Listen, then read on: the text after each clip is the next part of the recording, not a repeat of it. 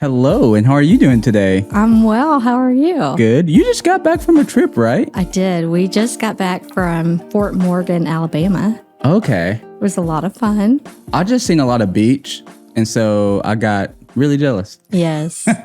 My kids have been wanting to go to the beach for a long time, and so we finally made it happen. But it was a lot of fun. All the rip currents were really high, so we actually didn't get into the ocean very much, but it was still just really nice and relaxing just to sit on the beach. Yeah, for sure.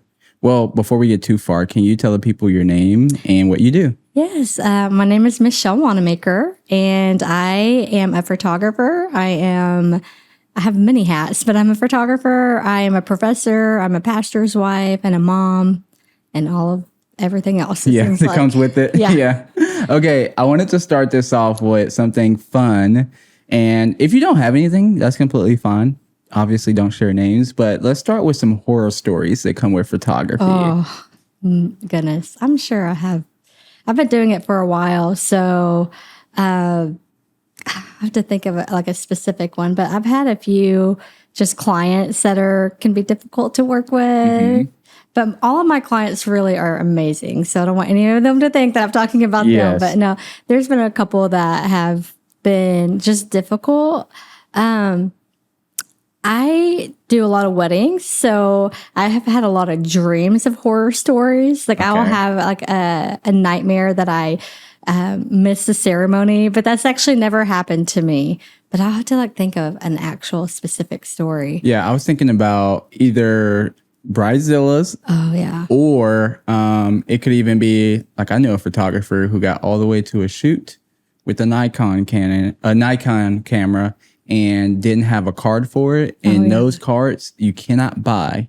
Oh, really? At a store. I didn't realize that about Nikon. No, so I'm an Enneagram 6, which means I am a worst case scenario, always thinking about that. So I plan. Oh. I've never been to a shoot where, actually I do have a horror story. This is the only time anything crazy has happened to me. I had just gotten my Canon R6 and it has the dual slots. And it was the first time I was shooting with that card that had dual slots. And for whatever reason, I just didn't put a second card in. I just had my one card. And it was a newborn shoot. And I drove 3 hours for the shoot. I don't know why I did that, but I drove really far for the shoot. And we were in the process of moving. And when we did that, I pulled out the card because I was going to edit a preview. And we were on the way to my kids' soccer practice, and I lost the card. It just disappeared. To this day, I have never found it. We looked and looked and looked, could never find it. So that was a really embarrassing phone call I had to make to the client. I obviously refunded her, and then I drove back down 3 hours to reshoot the newborn shoot because it was an in-home lifestyle session. And this stuff never happens to me. I don't know what was going on with this particular client, but I'm there, and then all of a sudden I realized that my battery is about to die.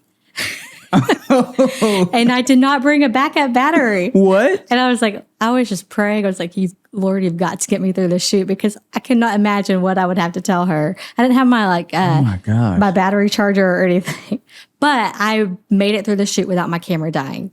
That's crazy. But that was that is the only horror story I can really think of because usually I am an over planner. I always have plenty of backup batteries, SD cards. I don't shoot anything without 2 cards in my camera in case anything were to happen. But I don't know. That was just one of those crazy situations where it just happened that way. That is crazy. I don't shoot 2 cards or redundant I don't shoot redundantly in any way at all, but most of the people who are listening probably have no idea what we're talking about. But when you got started with photography, did you see it kind of being temporary, or did you see it I'm starting a photography business? No. And what year was that? Okay, so I had no intentions of becoming a photographer. So I have a master's degree in social work, and that's been my career for the last 11, 12 years. That's what I've done.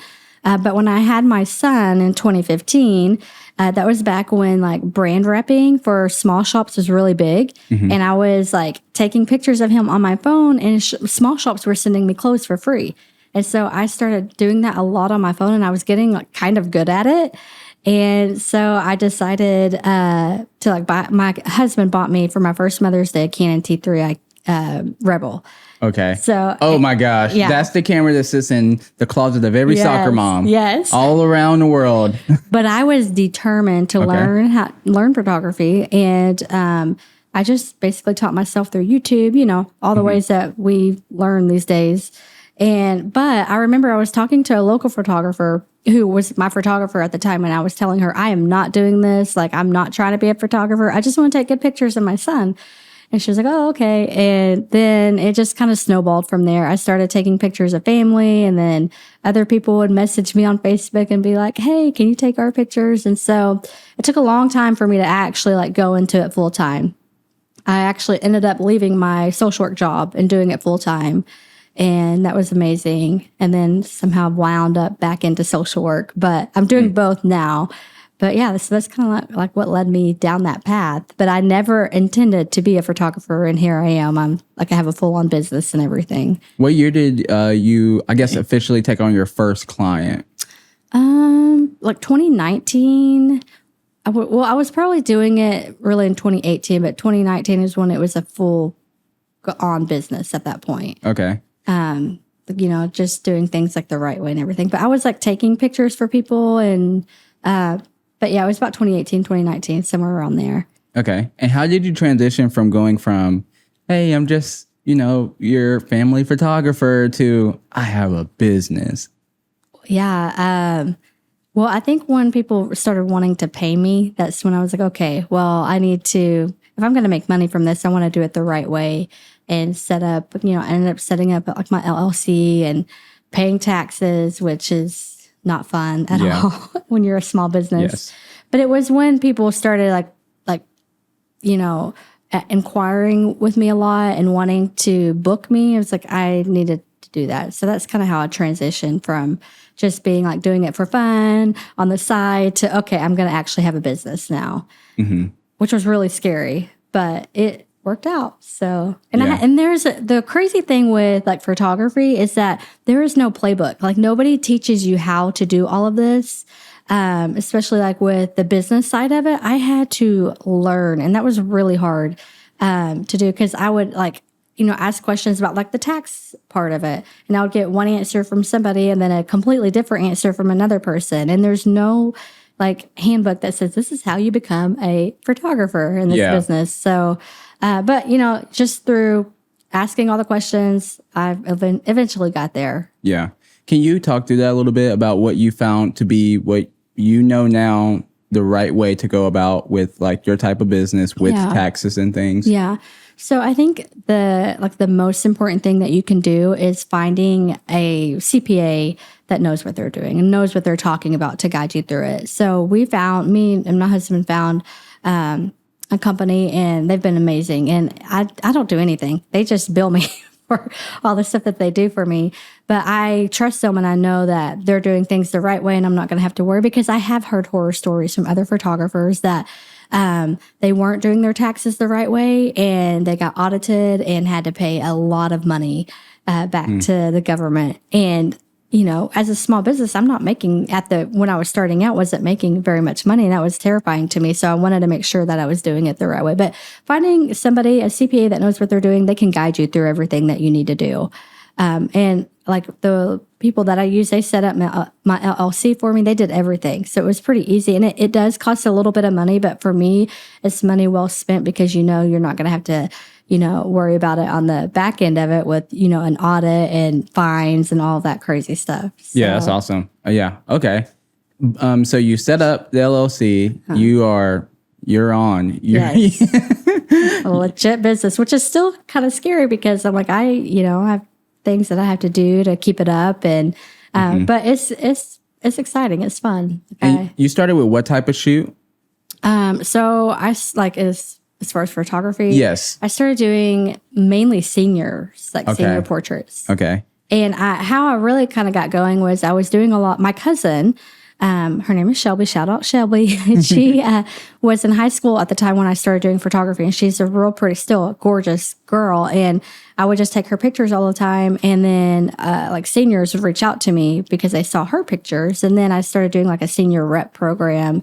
And that kind of really got me going with photography. And then what happened was those seniors started graduating and growing up. And then a lot of my first weddings came from those seniors. Okay. And so that's kind of how I got into wedding photography. So what do you mean by senior rep program? So like a senior rep program is where a photographer, and there's photographers that do it all kinds of different ways. But the way I did it was I would basically recruit seniors to come and be a rep for me. So what I would do is, in trade for me doing sessions for them, they would promote my business like on their Instagram or Facebook. And it really, like, I didn't believe that it would make a difference, but it really did, because you know how teenagers are. Mm-hmm. They want to do what their friends are doing. So I would have I didn't use guys at the time, not for any reason. I just did it. I only used girls. And so these girls I would do their senior pictures, and then they would post them and shout me out. And then their friends would be like, oh, I've got to use Michelle Lynn Photography for my senior pictures. And then it just kept going from there. So they were like ambassadors. Yes. Of sorts. Yes. Yeah. Okay. That's really cool. And then when did you transition from seniors to a different style? Yeah. So I started doing a lot of weddings. And it was from a lot of my seniors growing up. It got to a point where because I was still working full time. Like I worked full time for a while doing photography. I didn't leave my full time job until 2021. So it got to be a lot. So I was trying to figure out like what I wanted to do. So I ended up kind of only advertising just weddings, and just kind of stopped doing seniors. But now I kind of, because I have 4 kids. So, and if you're in the wedding business, it's a lot when you're gone every Saturday. So I kind of dialed back on that, and I'm not doing as much weddings, but I'm doing more just family. I call myself a family photographer. So I'll do like newborns, maternity pictures. I still do seniors, but I don't advertise a lot of that. And then I do weddings as well. Mm-hmm. So I kind of do a lot. When I first started, it was really popular for photographers to have like a specific area that they did. Like a niche. Yeah, like a niche. And I tried that. It just wasn't really for me. I kind of wanted to be able to do everything. Mm-hmm. And I like being able to have a client with you, like when they start out as a senior, and then they, graduate and then get married, and you're a part of that, and then they have babies and you do their maternity, and I love being able to do that. And so I guess I label myself as a family and wedding photographer. Okay. For that reason. How was the switch going from family to weddings? Because even when it comes to like paying for those from the client's perspective, that's a big jump. Like, family, senior photos is like almost considered pennies compared to what weddings are. Yes. So how did you navigate that transition?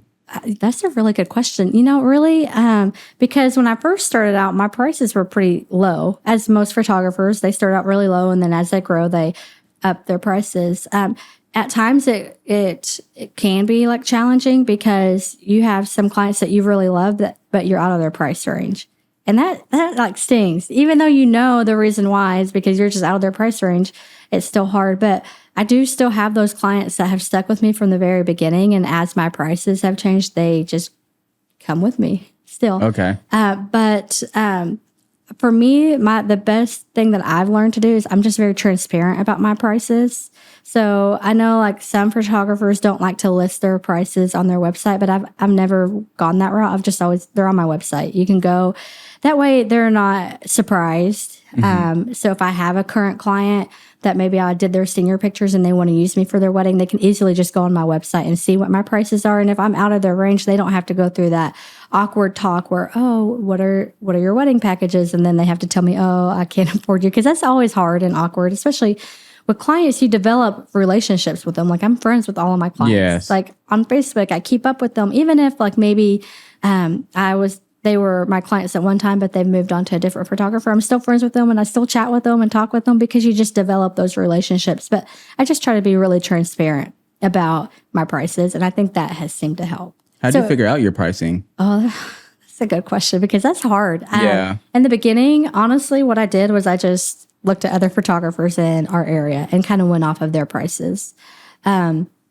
So, and that's, just kind of how I did it. And as I grew and I got better and I needed to not have as many clients, I was able to up my pricing. Okay. I still try to I try to be affordable, but that's what's affordable to one person might be a very different definition for another person. Yeah. So, affordability really is a variable term based off of who you're talking to is what I've learned. Right. Because I've said oh yeah, I can shoot high quality videos, but for cheap. And then some people are like, that's not cheap. And I'm Yes. like, yes, it is. Yeah. I wish that people understood what goes into it. And I think that they would have a different mindset of affordable. Because the amount of, as you do this too, the amount of hours that go into working and editing, it's a lot. And the industry has changed so much. And I think people forget that because when I had my senior pictures, I'm old though, I'm graduated in 07, so I'm way back then. But when I did my senior pictures, they cost my parents over $1,000. Whoa. But that was back when you went to a studio and it was the only photographer in town and he did them and they were really great, beautiful pictures. And nowadays it's $250 to $300, right? Yeah, Somewhere I around. think for my portrait sessions, I charge $400. Okay. And so, but in this area, you're going to find a wide range. So I'm probably on the higher end, and then you're going to have a lot of ones starting out that charge way less than that. Yeah. But when you start thinking about just the cost of everything, your time, that's one thing that I think I've learned so much in this industry is how valuable your time is. Yes. Especially for myself, I have a family, I have 4 kids. We're very busy people. And so, my time is very valuable to me. So I want to be affordable, but at the same time, I understand what goes into that. It's really hard transitioning from that business owner mindset of there's more money on the table, but what do we want money for in the first place? We want more money to spend more time and have more experiences with our family. Right. And so if you're going to say, hey, my prices are $400 and I'm still in the business of not doing this. So I'm speaking openly. Yeah. If you're going to say your prices are $400 and then someone comes and say, hey, I wanted to do this with you. I want to work with you, but I don't have $400. I have $250. When you say yes, you're literally stealing away from your family. Yes. And I've kind of had to change my mindset to think of it like that. Yes. I'm stealing from my family. Stealing away time that's theirs because I'm going to do this for $250, but now I have to go I have to get 2 of those now, which is double the time for one client. Yes. And that's not okay. Right. And I think it's really hard to transition to that mindset of that, especially now. There's a lot of, I'm sure you've ran into this. A lot of people want to barter and trade. Yes. And for me personally, what I found is there are specific trades in bartering that work well for me, but most of them don't. And the reason why that is because I don't give my full self when I don't see an exact trade of value. So even if it is an exact trade of monetary value, me being there day in, day out throughout the whole process, and there's something special about working to get that invoice cleared. Yes. There's something very special about that and unique that makes you work a little bit more harder than you maybe would have at first, if that makes sense. That makes perfect sense. I agree with that. Yeah.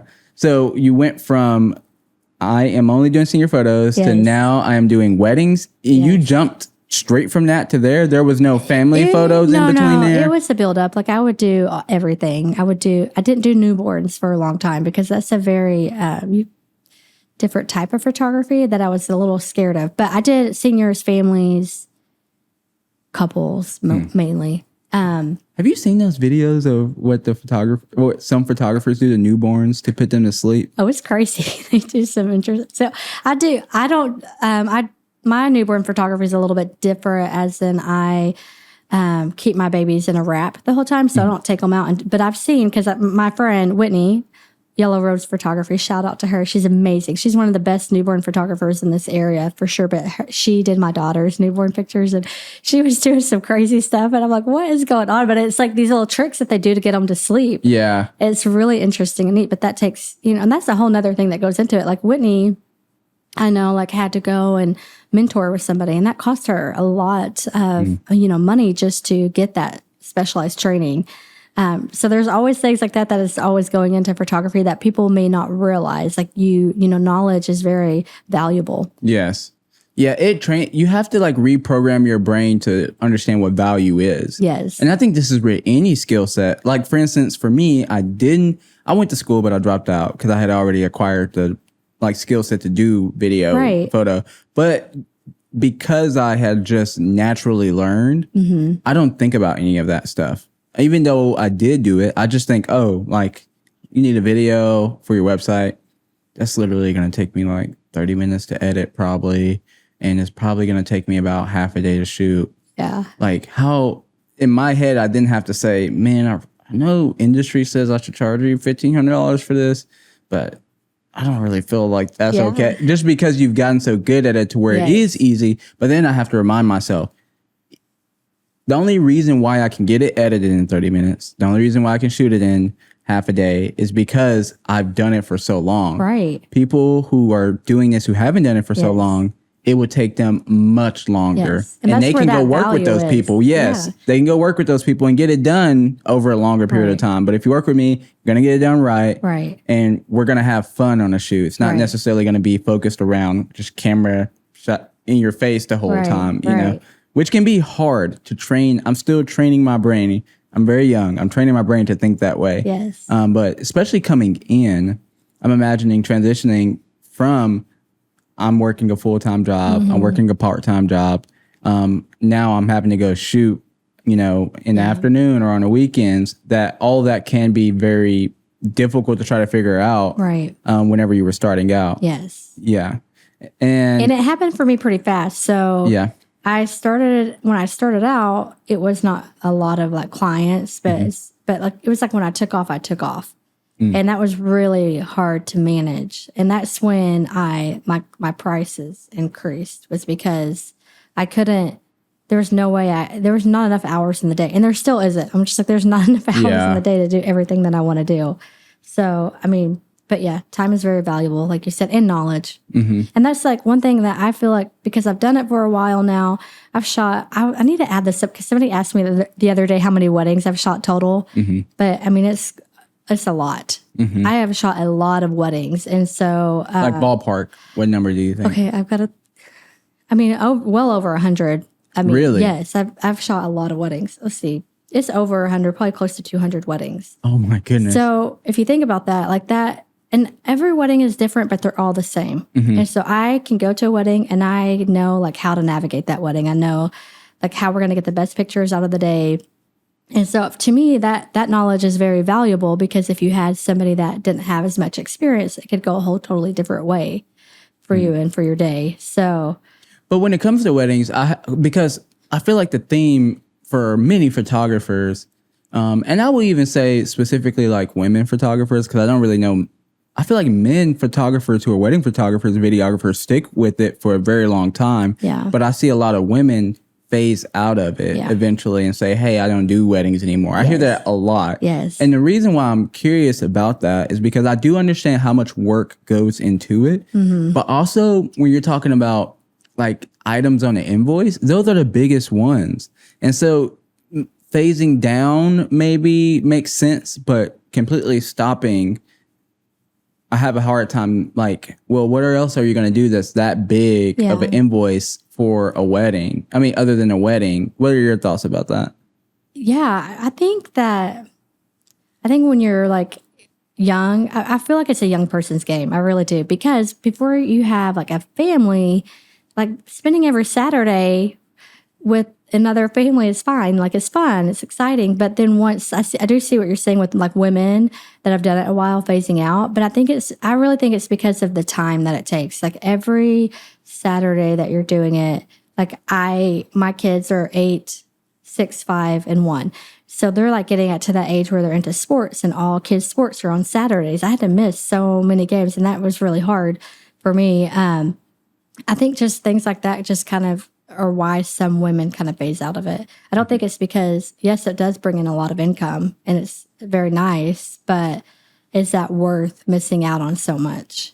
Well, my mindset automatically goes to, yes, 100% you're right. And I think that everyone has that thought, even the men who stay in, even the women who stay in. But at that point, my mind goes to, well, why not hire? Right. I don't think people think like that, though. Okay. You know what I mean? And I think also, too, is that for me, like, I think that would be a great, like, idea for me. I know I have a friend, Kelsey, Joe, that we've talked about. She does that. She does hire out associates that will go shoot the wedding for her, and then she'll edit them. And that's great. But I think for some people, it's because it's a little bit of a control thing. Like, they may not trust the person shooting, or, you know, they may not be thinking outside of the box like that to be like, I can do this a different way and still, like, maintain my business and my income.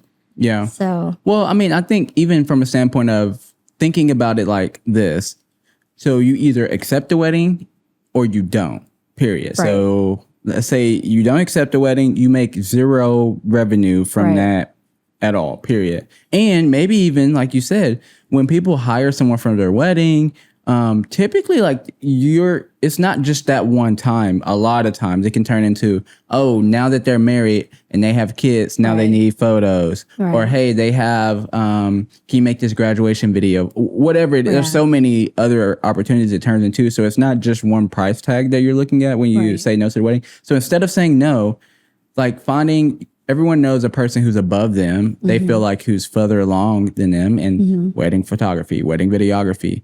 Why not offer a pretty crazy portion of that income to them, and you still make 30% that you wouldn't have made at all? I think you're onto something. That's smart. I mean, that's really smart to do that. Because I think a lot of people do it from the other way, which I have been burned. And the other way is, instead of giving this person 70% of this wedding that they are working their butts off for, I need to hire someone who's a beginner, who's going to go help me and shoot it for, like, you know, like 30%. Right. And it just always does not work out. It never works out. It doesn't. But doing it the opposite way, you still make some income, but you're not doing weddings. Like, that's not your thing. Or you're looking at more of building a business. Yeah. Because even when it comes down to, like, legal and, like, taxes and things, they are still an independent contractor. Yeah. You know, I honestly think that the reason a lot of this happens is because most people that go into this are not business minded. They're creatives. And like, when we're creative, we're not thinking about all the logistics of it and the business side of it. So, like, we never let our brains go that way. But, like, that's one, I'm going to keep shouting out Kelsey Joe. She is creative, but she's also, one thing I've always been impressed with by her is she's very business minded. Like, she knows how to think that way to make the most out of her creativity. But I think most people that go into photography, for me, like, I never meant to make this a business. I just meant to, like, do something I really love for fun. And so then, you know, I think people just don't think that way because that wasn't their intentions in the beginning. And they just don't have that business savvy to be like, okay, we're going to, you know, do this and make the most of it. Well, I think the other part too, there's that, but then there's, like, number two. And number two is that people just don't want to be big. Yeah. And that's completely okay. Why do you think that, though? Why don't people want to be big? I think it's different going from, I'm hiring you to do my wedding, to, I'm hiring this company to do my wedding. And people don't like that person. Like, people don't like that disassociation with a person directly. Right. Which I completely understand. I get. But a lot of times you find that those companies can produce a lot better product end to end. Now, there are some people, like, for instance, where that's just not true. Like, I look at a lot of videography companies nowadays, and, like, they're going to do you this really nice wedding video. Like, there's a company I'm thinking about in Little Rock right now, and they're like, I'm not hating on them, or I don't know much about them at all, but they do, you know, they start around like $5,000 or $6,000 for a wedding video. And it's like a year that you get your, and I'm like, you'll get yours back in under 2 months from me for sure. The crazy thing is, I know people that live in, like, bigger cities like New York that is like a common thing. Like I know. it's companies you're hiring, but your turnaround time is like a year. And I've It's just never crazy to me. understood that, but that's very common in that type of business. The only way I understand that is there's this like kind of new age wedding capture that's more like actual documentary, Right. more like reality love that. TV Yeah. show style of content. I love it too, but not everybody. Yeah. I've only had like one couple who've allowed me to do a film like that for them. Those do take time. You're Right. filming a lot. You're filming with a bunch of different cameras, a bunch of different people are mic'd, and it's so that you can find specific moments to put in, like you're piecing together like a show. Right. And obviously that takes time, but still not a year for that. Yeah.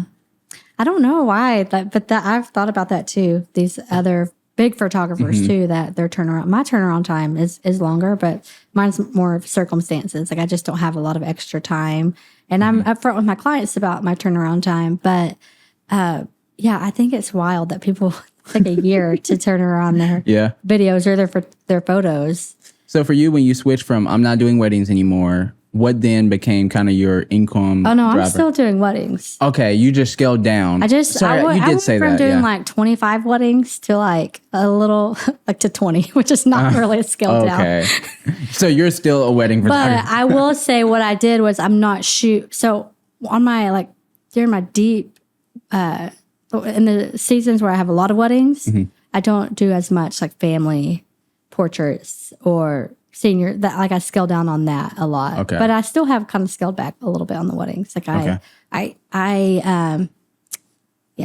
could, at one time could have probably shot every single weekend, but that's not doable for me or for anybody really. That's where I think it is smart to like go into business and do that with somebody else. So I think it would be doable for me for sure. yeah. At least right now. And the reason why I say that is because Lauren stays at home. We plan to homeschool. So literally like, what's a weekend to us really? Right. At least right now for a while. I understand that like once the kids gets a little bit older, like there are sports happen at a specific time. I do get all that. And so, but right now, I think finding people who are young and playing that quantity game is like, could do really, really well. Right. And then hiring more and more and more and building a team. But again, building a team is scary. I don't know.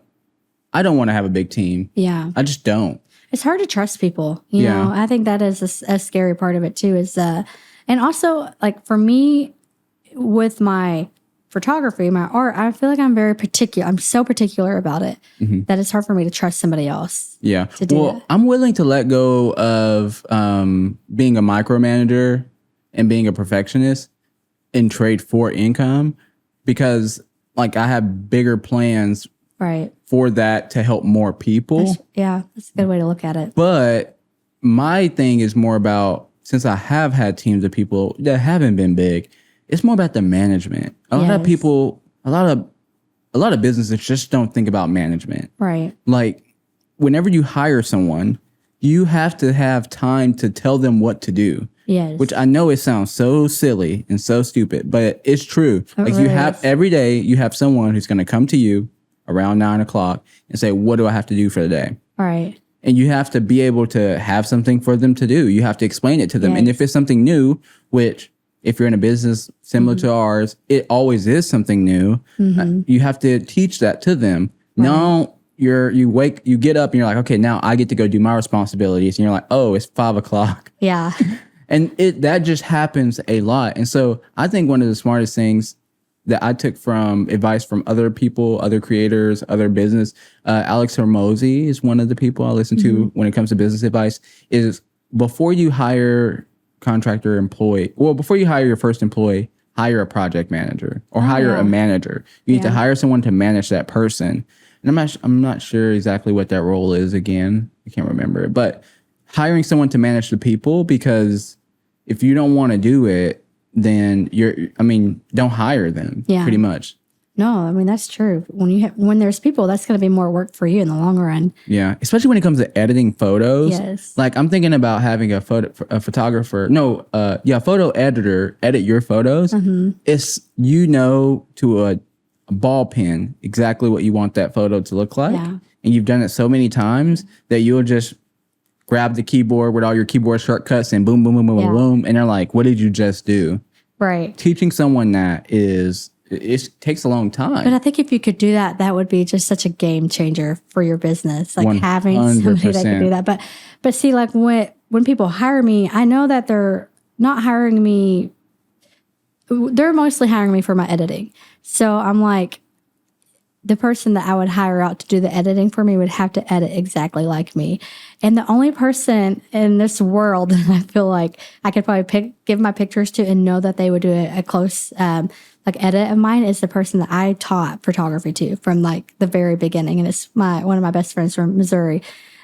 She just picked up photography a few years ago, and I literally like, I didn't teach her everything, but I taught her a lot from the very beginning. Mm-hmm. And she shoots like me. She edits like me. And I love it. I love having her come a second shoot with me because like I know like she gets like where I'm going with my brain when we're doing weddings together.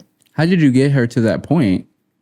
She picked it up pretty fast, but a lot of it was she came to me, I remember, and she was like, I want to do this. And I was like, okay, well, if you want to do this, I'm going to tell you what gear to get. Don't start with all this Canon Rebel T3i. Like, don't do that.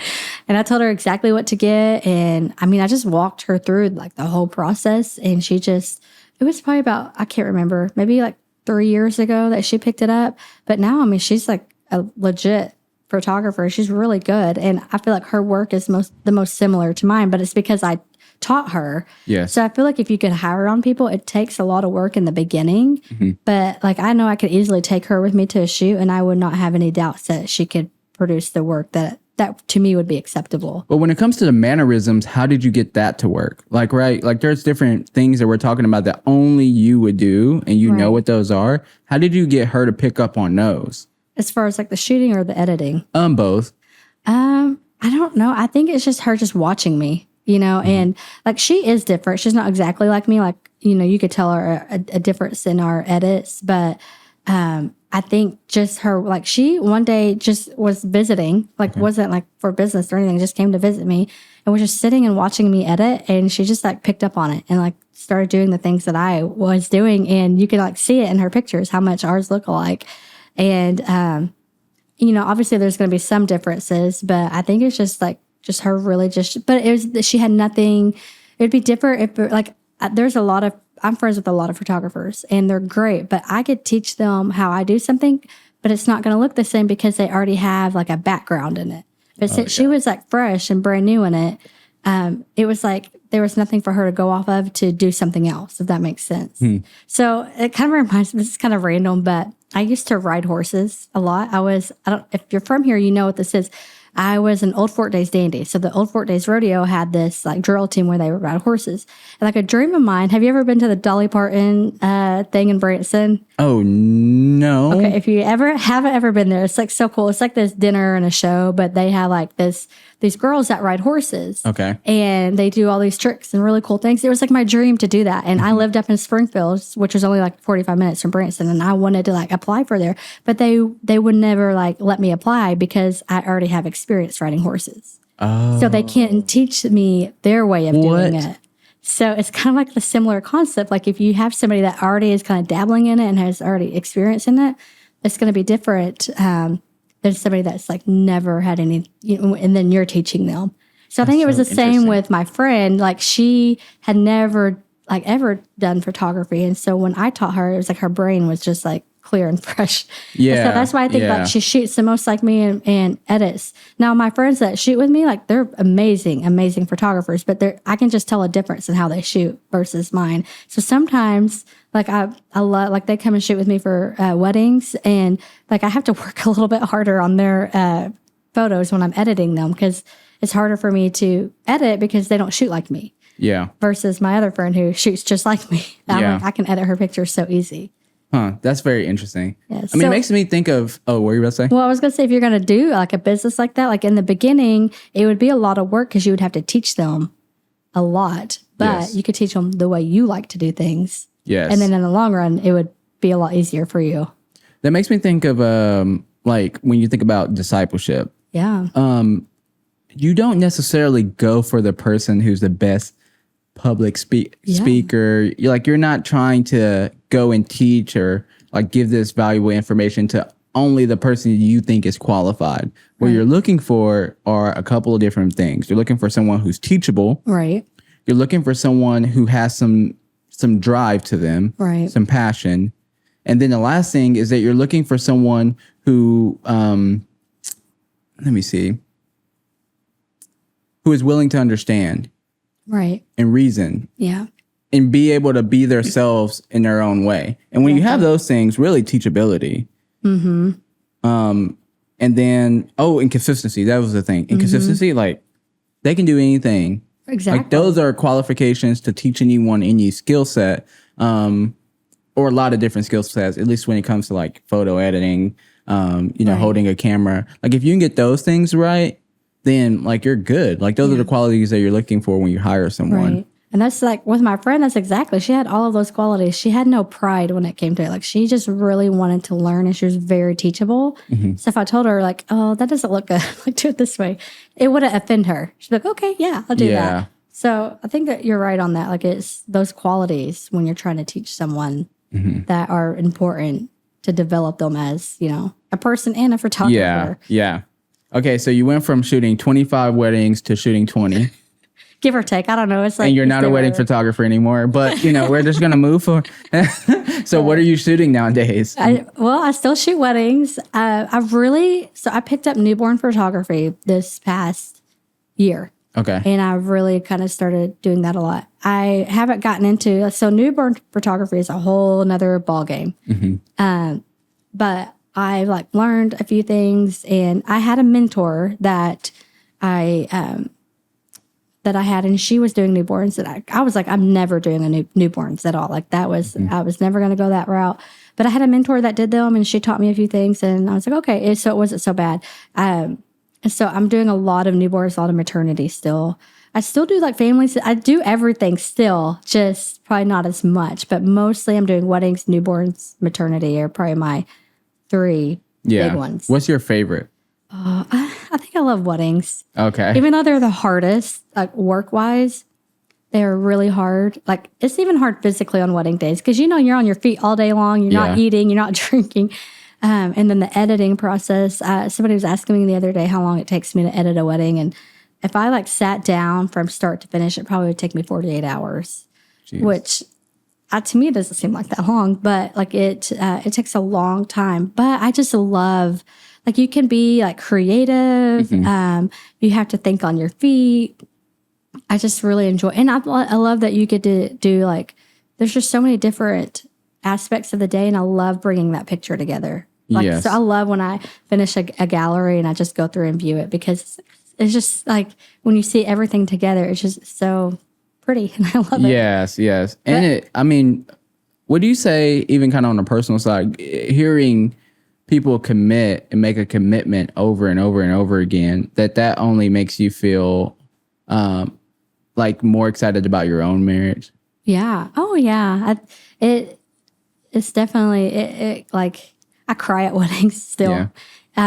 And I'm excited about my marriage, but I also think a lot about my kids too when I'm at weddings, because I love seeing the parents and their excitement. I have a totally different perspective on weddings from when I got married. Because when I got married, it was just about me and my husband. But now I'm I see the moms and the dads, and just all the emotions and the excitement that come with it. But yes, it definitely makes you appreciate your marriage, and it's just everybody feels good on a wedding day. I mean, for the most part, there's some weddings that thinks everything goes bad, but I feel not for my weddings. I feel everything always usually goes pretty smoothly. It's not very often that it's a complete disaster. Do you also think that has anything to do, talking about the type of weddings that you shoot or the type of people involved with the weddings that you shoot, do you think that has anything to do with the fact that you don't you won't go down on your pricing? Yeah. Do you think that you would attract more of the wrong audience? Oh, for sure. I think there's a saying in this business, and this, the lower end price range are usually the worst clients, and the higher end are your better clients. Yeah. But it's because the mentality is just different. Yes. Because when you're, when you have the money to spend, you just don't, I don't know, the mentality is different. And I've noticed, I feel I'm kind of in the middle. I'm not super, I know a few photographers here that are way on the higher end. and they'll tell me like their clients are absolutely amazing. They never have any issues. I feel like I don't ever have any issues, but I also feel like part of it is my personality. Like I'm pretty easy to get along with. If somebody has a problem, I'm quick to like, okay, let's fix this. Let's like make it better. So I think that plays a part in it too. But yes, I do think that, you know, it's a different type of client at different price ranges. So if you're you know, shooting weddings for $1,000, you're going to have a different clientele than versus if you're shooting them for $5,000. Yes. I know your situation is a little bit different because you do still work another job. But when you think about retiring, are there any decisions you're thinking about now, or thoughts about now when it comes to photography, or do you not have to really think about that because of you have another job? Yeah, no, definitely. I don't have to think about it because of my other job. And really, I only did photography full time for about 2 years. So there wasn't a long amount of time that I wasn't like putting into retirement. But I do think that that is something that photographers don't think about, like their future, because it's just like I said, like, again, there's no playbook. Nobody tells you how to do all of this stuff.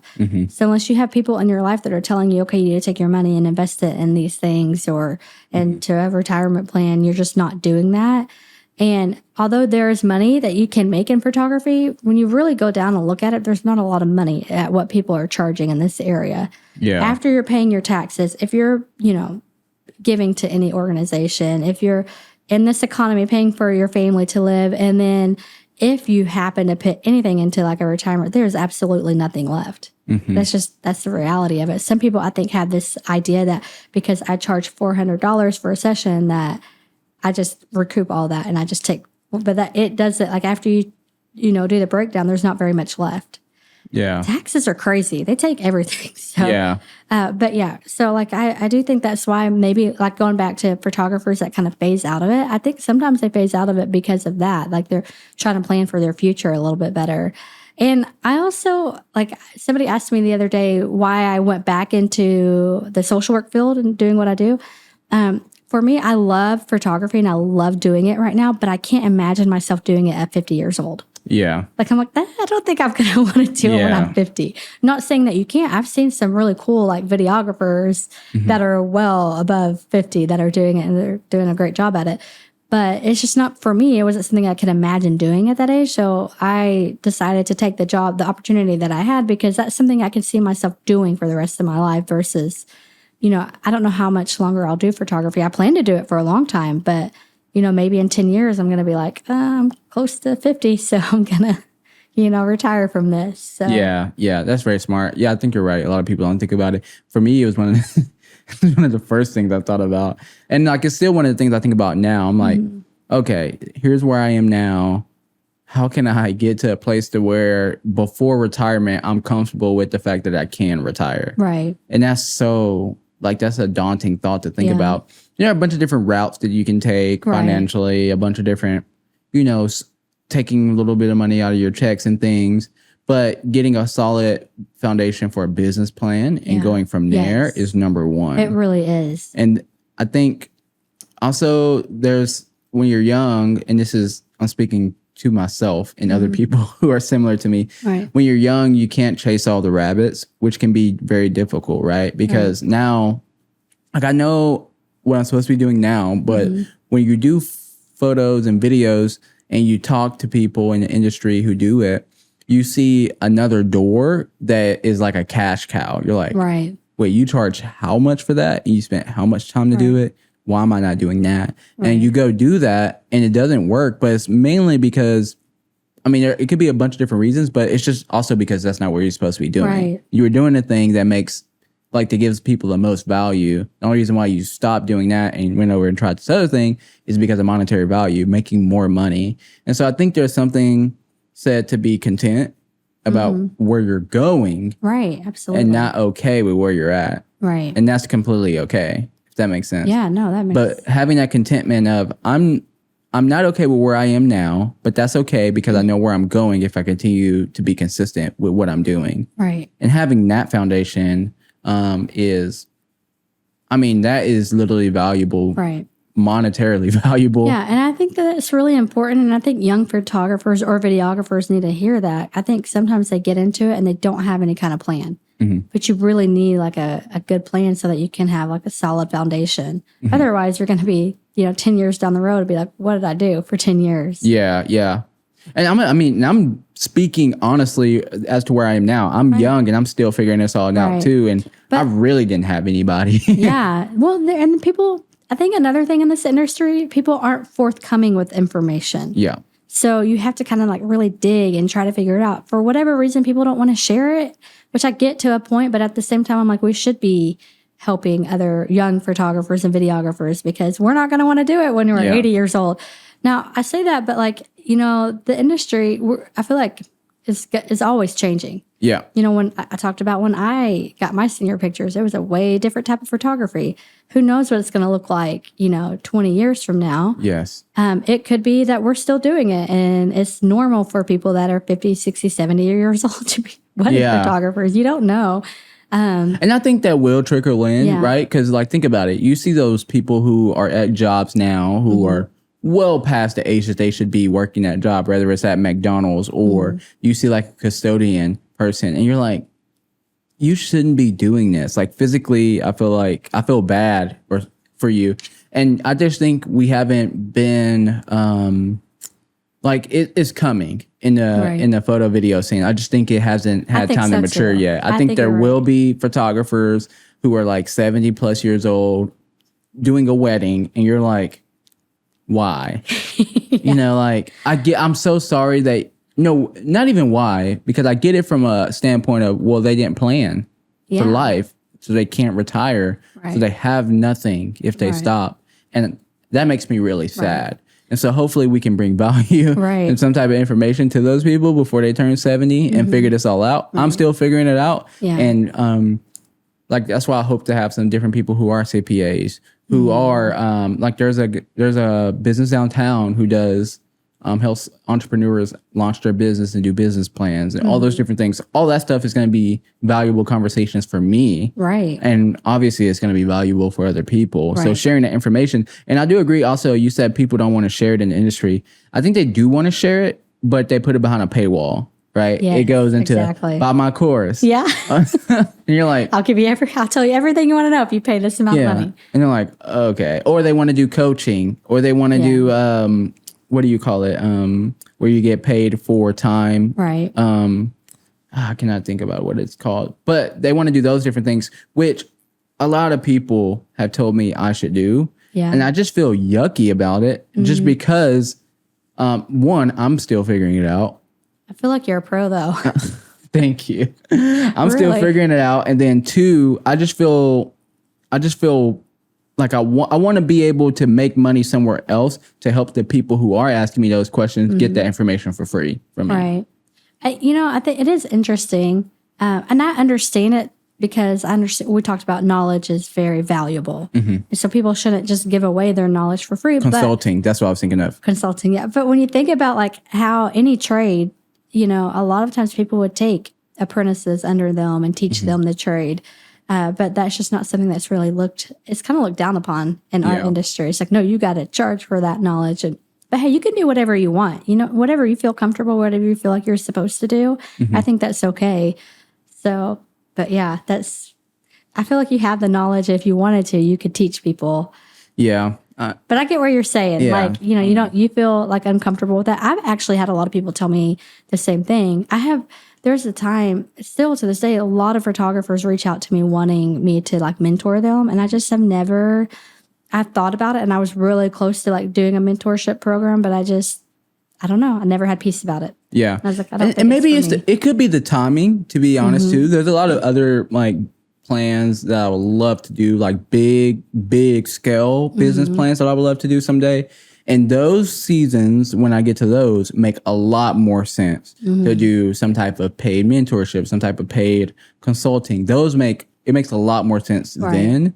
But right now, there's just like my moral compass just doesn't feel okay with it. And so I want to basically obey that for whatever reason. I don't need to know. I just feel like that's not okay. So I don't really do that a lot unless it is someone who really needs my help. It makes more sense to me when it's someone who needs my help, is going to take a lot of time. Then I'm like, okay, like if you want me to sit down with you for 2 hours and you're a business and you're trying to figure out how to grow your social media, like 2 hours is a long time. Right. Yeah, I have to charge you. That makes more sense. Right. But a lot of it is like people will just send me a quick text about, hey, what gear should I get? Or what XYZ, yada, yada, yada. And those texts could be combined together over an hour, but it's like a little bit of time here and there. And so I'm okay with that. Yeah. At least for now. Yeah.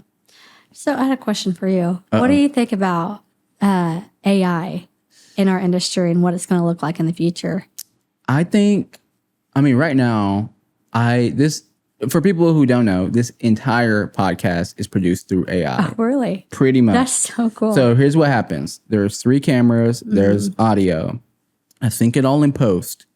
And then it gives me out a text script saying, hey, at this moment, Michelle said this. Wow. At this moment, she said this. And the whole entire thing is by time. And so I upload that to ChatGPT. ChatGPT takes that information and it's going to spit me out 3 different categories of things that I've trained it to do. It's going to spit me out a summary of the episode that sounds like me. Wow. So it's going to say, hey, today join us in this episode with blah, blah, blah, with this type of business. And we go through from here to here and from here to here. And I hope that if you're a whatever type of person is listening to the episode, you enjoy it. Then from there, it gives me it gives me the highlighted moments that it thinks the target audience would think are the best moments for an intro. Wow. Then it writes me a script to sit down and say into camera introducing this episode, which you just watched at the beginning. Right. And then it pulls 5 different short form videos. And then it tells me exactly what those short form videos are. Right. And it creates captions and hashtags relevant for what was said in that short form video. Right. And then I schedule it all out through AI to post automatically. So like, for instance, I haven't edited a podcast in probably 2 weeks because it's scheduling it out and it just goes for you, automatically. That's very beneficial. 100%. So I think jobs, basically what I'm saying is I've already replaced someone who was doing that for me. Right. Which it was $300 a month I was paying this person. And now AI can do all this for me. So cool. Like literally, like, yeah. I mean, I'm not saying it as to brag. I'm saying that it's great. It actually is valuable enough to where now I get $300 back in my pocket every month. Yeah. Because now it takes off. It does everything that person was doing for me. Actually, it does it better. Yeah. Than that person was doing it because it knows my audience. Because I trained it to say the type of person who's consuming this podcast is this type of person, and they go to this type of coffee shop. They get this type of coffee. They like this type of food. They listen to these podcasts probably around this time. They have about this many kids. So it knows those people. Yeah. That's so cool. So there's I don't know the name of the program, but it like edits photos for you, like mass photo, like Luminar AI. I've not ever used it, but I've just heard about it. Okay. And I'm like thinking if I because I know what you do is like you upload like all your photos that you like, and it just basically takes those and figures out how you like to edit. It can essentially end up editing. Well, here's the problem with that. I think there are going to be issues when it comes to media and content like that. Like, for instance, right now, if the AI actually cut up the short form videos for me, then it would be different. Here's why I say that. It's because now on social media, there are AI badges. Oh, that's right. Yeah. So if a photo is manipulated through AI, there will be a badge on it on Instagram. That's true. And on Facebook. And I don't think that people want that. I don't think they do either, but I'm wondering in the future, I think everything's going to be AI at one point, and I'm like, are people going to care? People won't care eventually, but but for a long time, but until then, for the foreseeable future, it's going to be like that, I think. And so I think, I know it's embarrassing to me to post my wedding photo and I have a badge that says manipulated by AI. Then that gets people to, I know for me, if I'm consuming that, I'm like, were their teeth yellow? Yeah. Like, I don't know. Yeah. Like there's so many ideas that I can come up with in my head to think about why they may have manipulated this. Yeah. And in all reality, it could have literally just been that you smoothed out the skin. Right. Yeah. But the imagination goes other places and you start to like actually think about flaws in this person. That is so true. And so I don't know. I think that's going to be weird for a while. But when it comes to AI as an actual assistant, yes, I think that is very helpful. It'll be along for a very long time. I think so. I mean, we see it a lot in, it's like a hot topic at the university right now because all the kids are using it. Yeah. And we don't really have a way. There are programs that you can like run papers through that will pick up on if somebody's using it, but it's still hard to really prove if somebody's using it. But yeah, I think AI is a really hot topic. And I remember when Photoshop came out with Photoshop Beta. Oh, yes. It was like photographers were freaking out over it. Really? Yeah, they thought their jobs were done because you could go into Photoshop Beta and tell it to put a mountain in the background. And it would do it almost perfectly. Yes. Although now I think our eyes are trained to AI so we can tell. Like if something. I don't think so. You don't think so? Here's why I say that, because I'm telling you, I get what you're saying. Yeah. But I have definitely went and looked at photos and I said that's AI. And it wasn't? And it wasn't. Oh, wow. So I feel like sometimes I will see a photo on Instagram or Facebook. I'm like, there's no way that's not AI. Yeah. But maybe it, you know. I mean, I can't tell you how many. I've done this. Yeah, so I was about to lie. I'm sorry. Because I was about to say, I can't tell you how many times I've done this, but I actually only done it twice.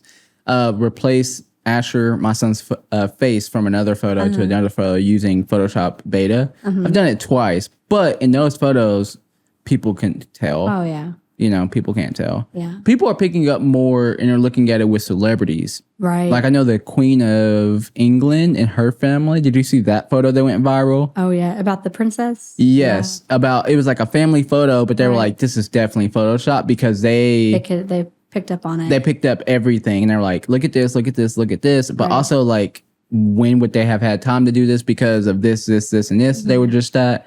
And then they were like, well, her same head is from this other photo.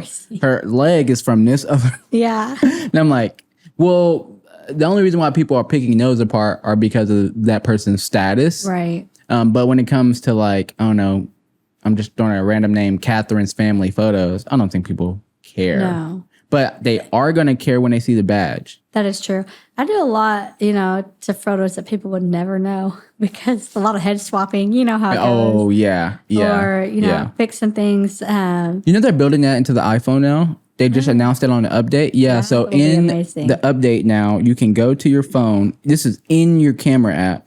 And you can draw, like if you take a photo on the beach, you can just draw squiggly lines on the people you want to erase in your camera app, and it'll remove them from the background. That's crazy. Yeah. I've spent a lot of time editing. I know. Out. And then for you just to be able to do it on your phone is so easy. Yeah. But I think that it does kind of scare photographers because like we've been doing this stuff for a long time, like the editing, and now it's just so easy.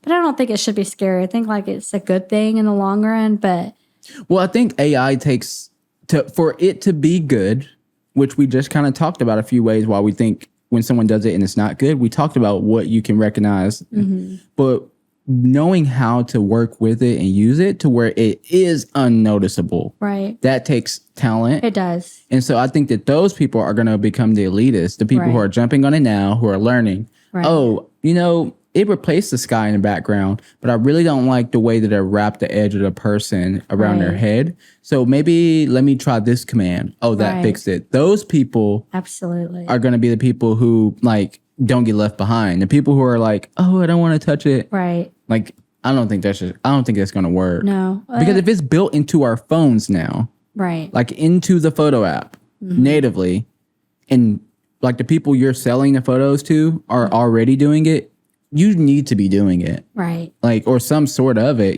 Right. You're only hurting yourself by not saving yourself time. Yeah. No, I agree. I think that a lot of people that don't go with, like the world is always changing. And when you're refused to change, you do get left behind. Yeah. So like you just have to figure it out and figure out like how to best use it. Which is a big problem in Arkansas specifically. Oh, for sure.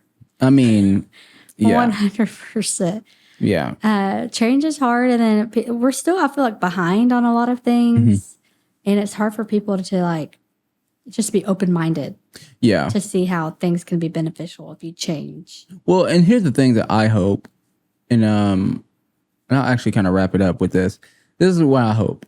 I'm doing this, and whenever I thought of the name, I knew that as soon as I put a state name, a town name in the name of the actual podcast, the actual business, that it was going to attract less views, right? It's kind of like, have you ever did a Facebook ad before? Mm-hmm. When you go and you make a Facebook ad and it asks you exactly what your target audience looks like, you start with this massive number. Like the number could be like 2 million, 3 million people. And then you say, where do you want to target it? And you say, you pick that. And then the bar goes down and it says, oh, okay, now you're at like 500,000 people. I knew that it would take it all the way down. But the thing is making it local to Arkansas. I'm hoping that other people copy me in their own way. Right. Because if there are more people having more conversations like this, or just going after interesting business ideas that are ones where they didn't think would work. Right. For instance, I've had multiple people tell me, you're crazy for starting a podcast in Fort Smith. It's just not going to work.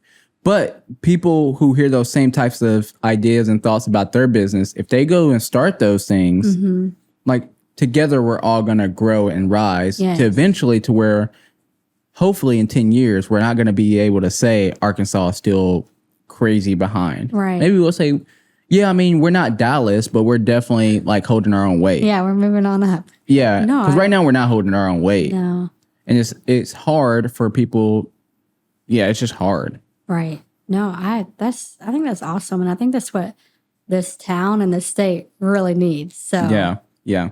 Well, thank you so much for coming on. Yeah, thank you for having me. It was Where fun. can people go if they want to hire you? Yes, so I have a website. It's michellelynnphotography.online.